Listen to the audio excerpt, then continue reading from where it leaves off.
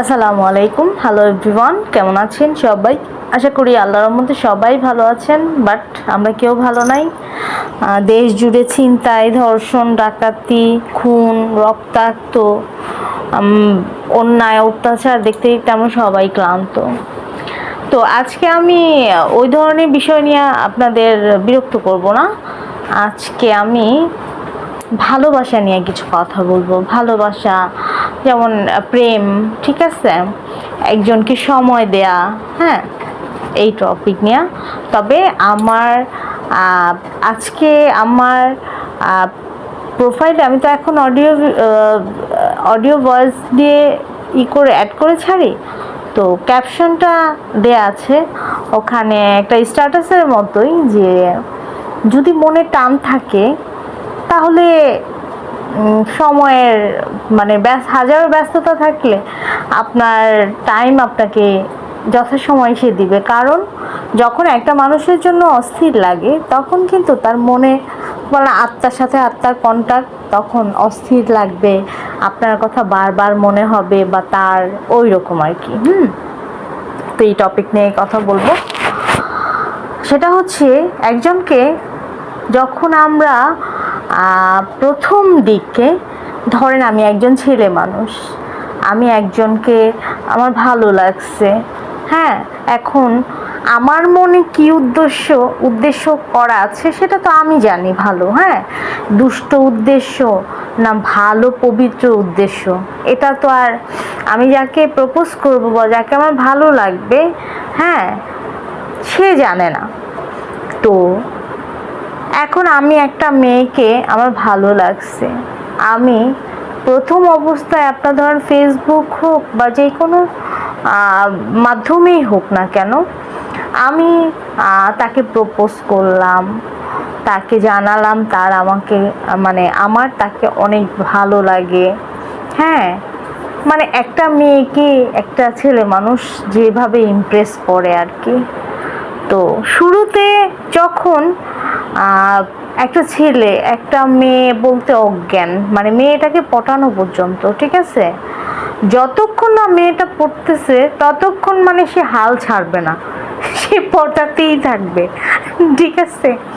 একটা সময় দেখা যায় যে মেয়েটা তার প্রস্তাবে সায় দিল, বা তার তরফ থেকেও, মানে একটা মানুষ যখন ধরেন আমার যাকে ভালো লাগছে আমি তাকে ইমপ্রেস করার জন্য অনেক কিছু ট্রাই করতেছি, অনেক ভালো অনেক সাধু সাজতেছি, ঠিক আছে, অপর দিক দিয়ে সেই মেয়েটা এই মনে একটু একটু ভালো লাগা সৃষ্টি হবে, নাও ছেলেটা তো ভালো, হ্যাঁ, এটা সেটা এইরকম আর কি।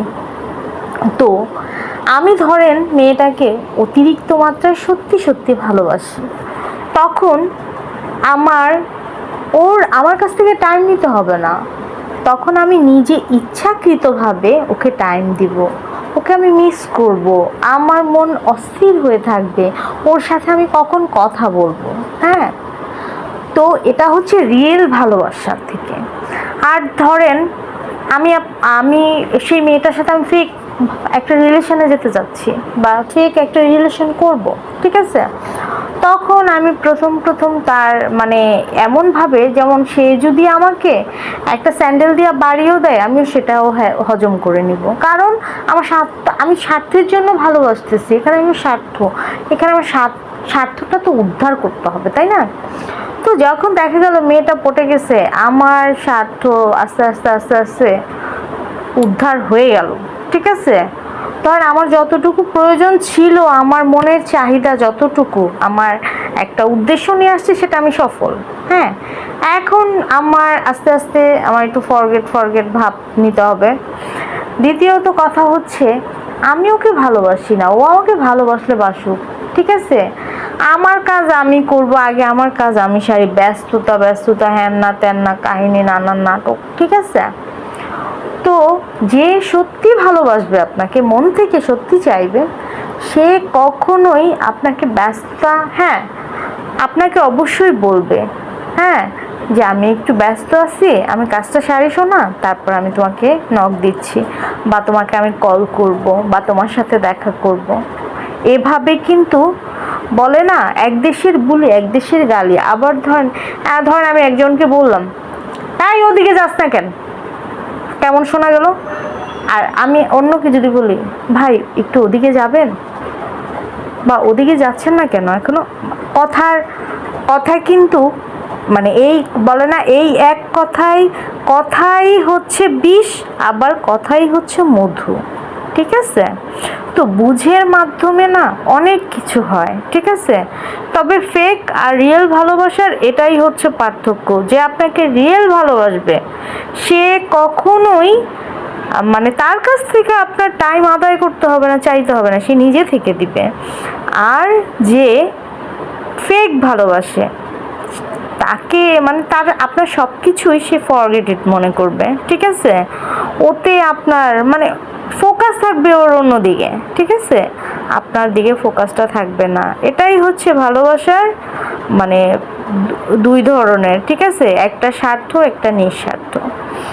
যাই হোক, অনেক কথা বললাম অনেক দিন পর। আমি কথা বলতে বলতে আমার ভিডিও লং হয়ে যায়, বলতেই থাকি। সবাই ভালো থাকবেন, সবার জন্য অনেক অনেক দোয়া এবং ভালোবাসা রইল। আমার জন্য এবং আমার ফ্যামিলির জন্য দোয়া করবেন। আসসালামু আলাইকুম, আল্লাহ হাফেজ।